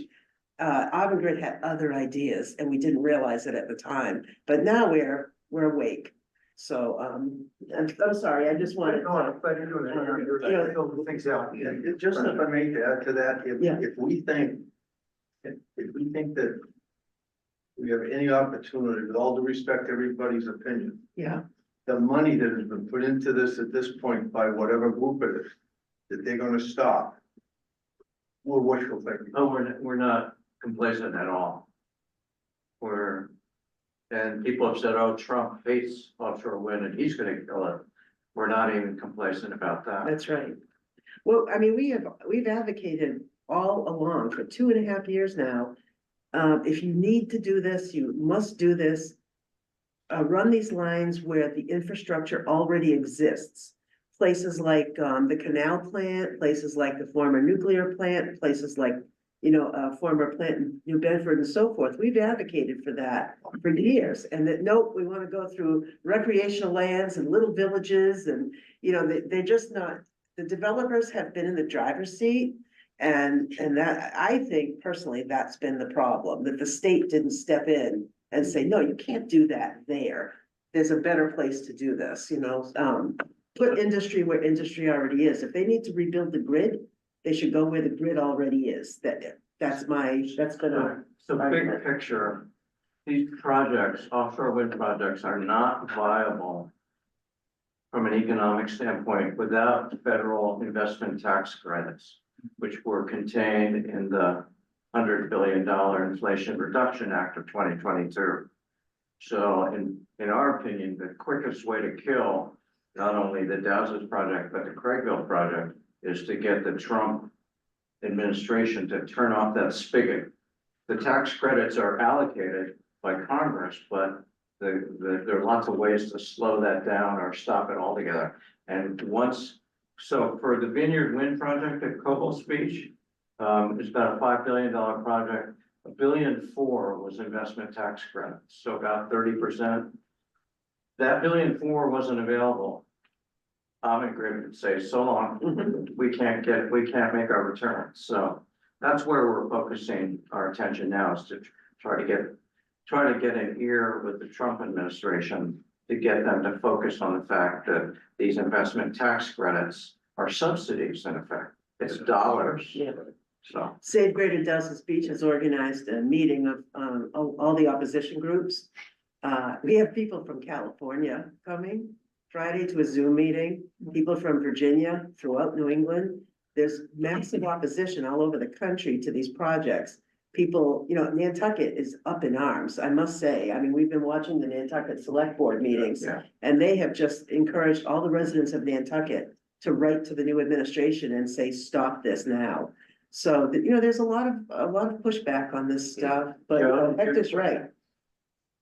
You have a question? You've done. Did I answer? I don't Doc? interrupt I'm asking John, so I read fairly carefully your beautiful history that you composed.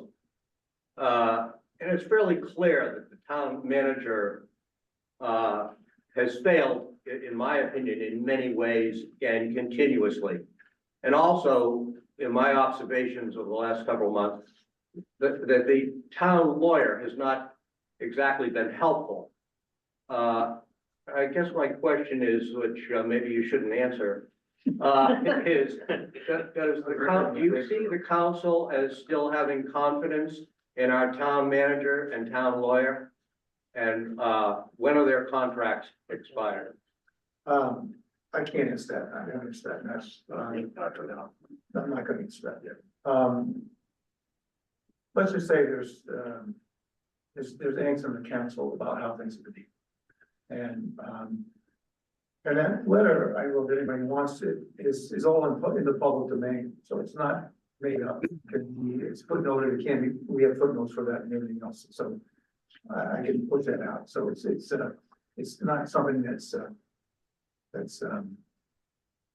hasn't, the public isn't able to see. Right. I know what you're saying. I think, well, everyone they should educate themselves about the situation. I think the town manager has very much let the town down. Hey, Pete, it's Heather online. Can I get in the queue? Yes, go ahead, Heather. Yeah, I only speak about wind matters in connection with town processes and not on substance. And I just want to offer a suggestion for going forward purposes on process. John explained that the last vote was taken in executive session because there was some sort of threat of litigation. Fair enough, right? That's permissible. I think that it would be really helpful if there are future processes on any issue, right? This isn't just wind related, any issue. For the process to be better understood than it is today so that everyone can learn from it and correct processes going forward. And I'll give just sort of two examples from this process. And that is, Mr. Ells came to the OVA meeting in answer to a question that I asked about process. And he said, let me step back and explain the process to you about the prior HCAs. One of the things he said, and this is on video, so everybody can go, verify this, is that those votes, after he came to a final draft HCA, he took that to executive sessions, okay? He represented that to the OVA and to the public in a crowded room. If you go look for the minutes and the agendas, you cannot find those. So, and then other folks in town hall say, no, that was all done in public. So it's just not clear whether Mr. Ells was right when he explained his memory of 2 HCA processes happening in executive session, or whether they happened all in public. I think that should be tracked down so people understood what the process was, in fact. And then if it all happened in public and you go back and watch the public meetings, it's a little bit shocking on how few questions were asked by anyone, but that's another story, right? That's up to the counselors on what they want to press. And then the other issue I think is worth pursuing is, how did the negotiation teams work? And that is, a vice president of Avangrid stood up in front of the OVA and said that 2 counselors participated in HCA negotiations. He said that in front of a crowded room and on video. When Mr. Els came and we asked him, hey, you know, this is what Mr. Kimmel said, what counselors were involved? He said, no counselors were involved. So it's like, well, one of you is recalling things correctly and one of you isn't. So it just seems like it would be really helpful to say what exactly was the process, because it's unclear depending on who you speak with, and then map out what a process ought to be, so that if something comes back for another landing, the citizenry can sort of say, here is a process that we would like to see. So thanks, I took too long there, but I appreciate the time, Pete. Thanks for your comments, Heather. Appreciate it as always. John, do you have anything else? Nothing. So. Okay, the next item, I'm gonna read a brief introduction here, and then either Bruce or Heather can pick up from regarding the LCP, or Bruce, why don't you go ahead on? You know, You want me? Oh, okay. I will not wear it. No, I'm sorry, let me just read what, it's a 9-page document that was put together, over a period of time by the, Village Association. Heather did a lot of work on this, Bruce did a lot of work, John, you know, it's a team effort, thank you, John. There's a letter that was sent out recently to, on the 26th of November, to Mr. Jim Cooper, Clint, thank you, Planning Director, Town of Barnstable Town Hall. And says first, congratulations and best wishes in your new role as Planning Director. Members of the Osterville Village Association have long engaged in local planning related matters and welcome your service and future conversations with you. The OVA appreciates the opportunity to provide views and requests on the local comprehensive planning committee's LCP draft future land use map and related issues. Given the overlap between the LCP's draft documents and the draft housing production plan, HPP, these comments apply to their common provisions. Then it goes on, again, from a time standpoint, I won't go through this, but we've been working on this. He's the new planning director, and so he received this on November 26th. And then, Bruce, if you want to. Yeah, so what we did was we took a draft, we shared it all amongst ourselves, everyone commented on it, and there was a combination of all the different public comments and director's comments that we've had over several months on paper and summarized. Primarily the work was done by Heather, and Pete and I and John helped out as we could. And then because it had to be in by yesterday, we weren't able to vote on it tonight. So we did an email vote on that, our final draft. And everyone who voted was in favor of sending a letter to the towns. We did have a due process, and everyone was in agreement. The only people who didn't vote for it didn't vote at all, which was a few councilors that just were unable to respond. So the final, we're missing one director right now who resigned, but the final vote was 12 in favor, 0 against, 3 not voting at all. So with a good effort by everyone on the board, and we incorporated as many of the public comments as we could in the document. And lucky for us, and our dealings with Jim, he's very receptive and open to people's comments and responsive as well. And it was actually our request for additional time that triggered the extended period for public comment for everyone in the town in this regard. So it worked out really well. And the other thing that we voted on email wise was just regarding the Robert Smith Fund. And that was just to establish a committee to review its intent and purposes and how we might improve upon its use, and explaining to other people in the OBEA membership how that fund is used and what its intentions are in the future. So Is this linked publicly? Sorry? Is it linked publicly so folks can read it? This letter? I don't know if it's up on the website. Could you circulate the final version? To the board? Sure. Yeah, that would be good. I'd like to have that. Sure. There were just a couple of typos. Yeah. Yeah, I think if it could be on the OVA website, for we can- residents. That's a great idea. Absolutely. And Pete, can I just say a word? Yes, go ahead, Heather, I'm sorry. I just want to, Griffin, maybe you can kind of take word back. I had a chance to talk really briefly with Jim Kupfer. He's really a breath of fresh air. He mentioned his willingness to come talk to the OVA. You can tell when you talk to him, he's there to listen. So I'm really optimistic and grateful for the changes there, and we'll welcome Jim Kupfer to the OVA in the same way that, Griffin comes in and does a great job. So thank you. Heather, I'll see you on Thursday. I'll let you know you. I'm sure I'll be happy to hear that. Thank you, Heather. Okay, I think that's it for old business. New business. Excuse me. The water department, Senator also Masters knows, we've been having water commissioner meetings at the fire station in Centerville for the last couple of months.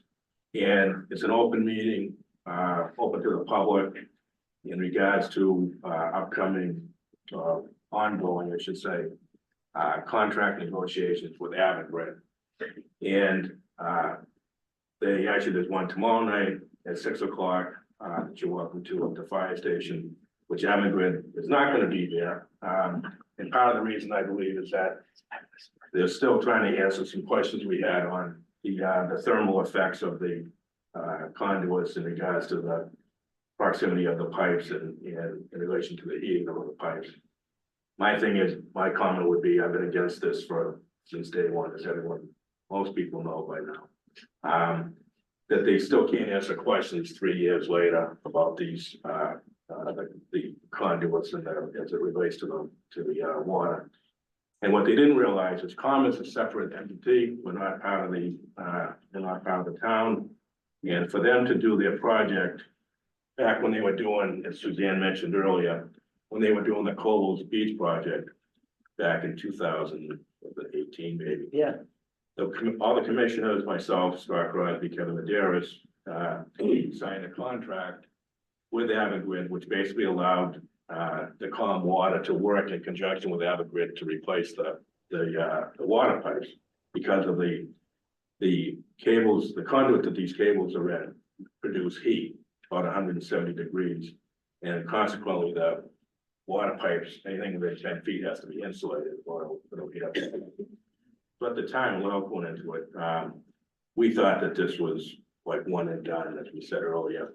And then as we come to find out years later that they want to come into Craigville and Dawson. So back to the negotiations now is that they basically want us to sign the same contract that we signed for Cobbles Beach, which is crazy because we didn't know the questions asked back then.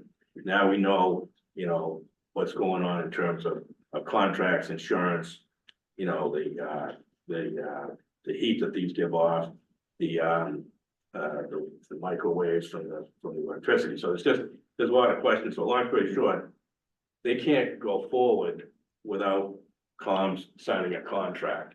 The town probably doesn't want to hear this, but we're in a state where there's, and Hector can speak a little bit more on this, the guarantee, like this is a third tier LLC.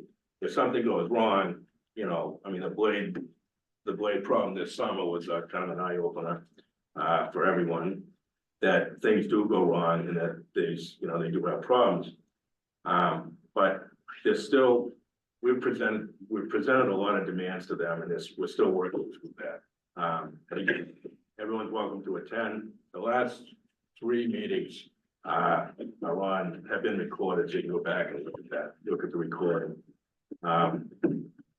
Hector, Yeah, so on the recording, if you go to the COM website, they've posted the videos. If you can't find it, just get in touch with me and I'll provide you the videos. I want to give a shout out to Pete and his 2 fellow commissioners. They're doing the opposite of what the town has done. in negotiating with Avangrid. They're forcing Avangrid to negotiate line by line this proposed memorandum of understanding. It's a contract essentially in public meetings. So the last two meetings, Ken Kimmel and his crew and his lawyer from public in Boston have been sitting in the front row and they've been negotiating with COM and their attorneys and talk about transparency. That's what the town should have done. But the town has continued to, at least with respect to the Park City Wind side agreement, the redo of the HCA, the town has gone the other direction, made all the decisions in private. But so I'd give a shout out to Crosby, Hanson, and Medeiros for the way they've done it. One other concern that Pete didn't mention is the substation, which will be put at the former Knights Inn. It's still the Knights Inn. But the substation is on top of or adjacent to wellhead protection areas, zones, and to the sole source aquifer.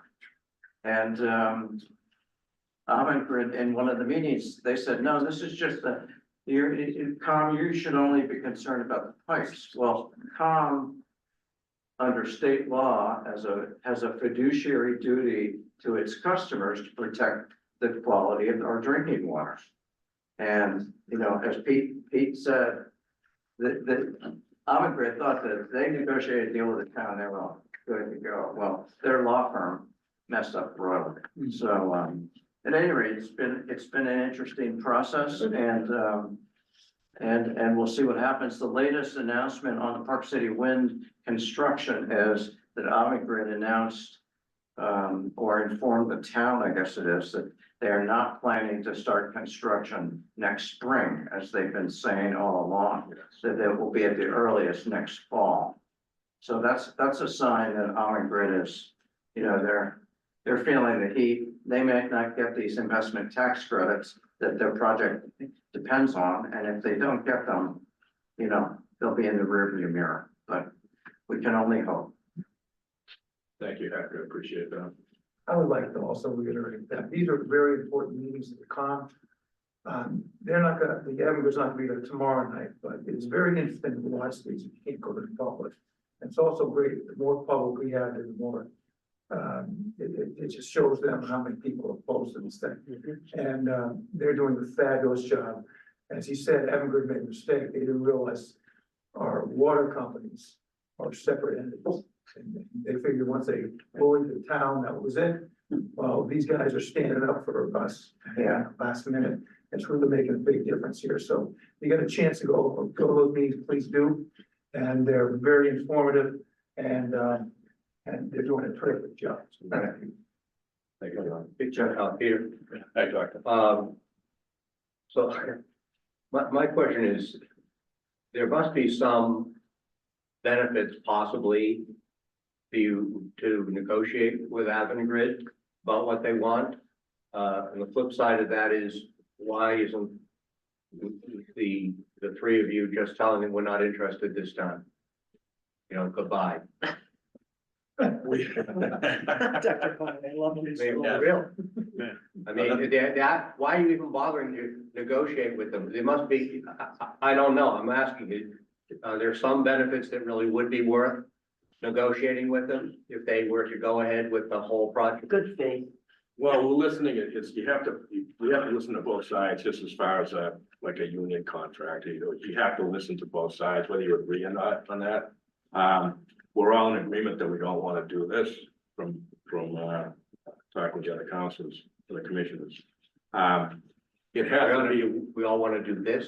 don't want to do this, but as a kind of I call it a democratic process, you have to, you know, like our town attorney, Doug Murphy, you have to present it, we have to go back and forth on that. I mean, we can decide, you know, you're right, we could decide in January that we just, no matter what, we're not gonna sign this, but you have to go through the process. Or else they're gonna end up suing you for something, right? Well, the other, They could install the duct banks without Yeah. collaboration with COM. the question was, and even our town attorney couldn't, Doug Murphy couldn't answer it. can they, if we say no, can they override us, the state or some, another entity and go, okay, guys, get out of the way, we're gonna do this with a private contractor? We don't know that. Is your attorney an expert in this kind of negotiation? He's very good. Doug Ryan, if you know him. Yeah. Yeah, I would, I think he's first class.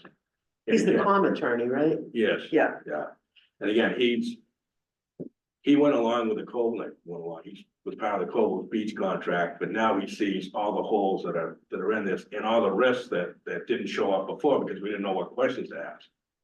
And he's been great, you know, he has, not as vocal as I'd kind of like him to be, but in the background, he has many on the liability in doing this, so. I'm saying hopefully that none of this happens. And Doctor, just to expand on what Pete said, in the Park City Wind post-community agreement, there's a clause that speaks to Avangrid's responsibilities if the town determines, based on reasonable engineering judgment, that the installation of the duct banks will materially affect the water pipes. And in that hosted community agreement, Avangrid needs to address that issue if the town brings it up. So it's unclear whether Avangrid can just go ahead willy-nilly and just install these duct banks without reference to the water pipes nearby. Of course, if the duct banks heat up the water, then you have possibility of bacteria in the water and just pollution of the water supply. So, but there is that clause in the host community agreement, and that's why Avangrid wants to get COM to go along. And part of their argument is that, oh yeah, we're gonna give you new water pipes, like we're gonna replace all the water pipes. So one, they all don't have to be replaced. Two, the reason they're doing that is because the new ones have to be insulated because of all the heat that these ducts give off. And they don't know the long-term effects on that because they've never done it. So we're taking a risk by, we install this and then what happens like in 2 years where, geez, they get hot or the insulation breaks down or where do you go with that? Who's liable? And it comes back to the water department, comes back to the town. So there's a lot of questions that they don't have answers to. And like I said, I'm surprised after 3 years or 4 years that they still don't have answers to these questions. And we want to just sign a contract. Oh yeah, go ahead and do that. So. I don't know how aware of basically myself, but I mean, there's gotta be somehow of setting up an experiment where you run a cable next to the pipes and document the transmission of the heat and so on and so forth. Right. And, they're presented no hardcore experimental data. You have a partial experiment going in Centerville now. Like they're running power through the cable now, right? One of the cables. Well, and Cold, just, Then, No, no, that's not right now. yeah, right. They were for a while. It's parasitic power right now. right. It's but they're sucking power off of the grid right now for the few turbines they have built. But sorry, but that project's dead in the water. I think that's another one of their considerations right now. Yeah. They are not able to advance the Vineyard Wind project construction very far. Right. They've had to, One breaks. they've had to remove almost all of the blades they installed because they're all faulty. So they've got a lot of issues going on, that company. And just to answer your question, Mark, that came up at one of the meetings, maybe the last time, as far as monitoring, how do you monitor the heat effects on these pipes? And we're waiting to hear back from them. There's no I think Suzanne said, I think it might have been you, but correct me if I'm wrong, on another topic, but the waves or the electrical currents or whatever is coming up through the beach. EMFs. Yeah, EMFs, and then the Avangrid said it was gonna be non-existent to nil to nothing, don't Right. worry about it, you can lay on top of it, and that was totally opposite. It's totally wrong. Yeah. So, same thing, and all about the money. Yeah, all Follow the money. Okay, any further questions any comments on? All right, the next meeting is January 7th.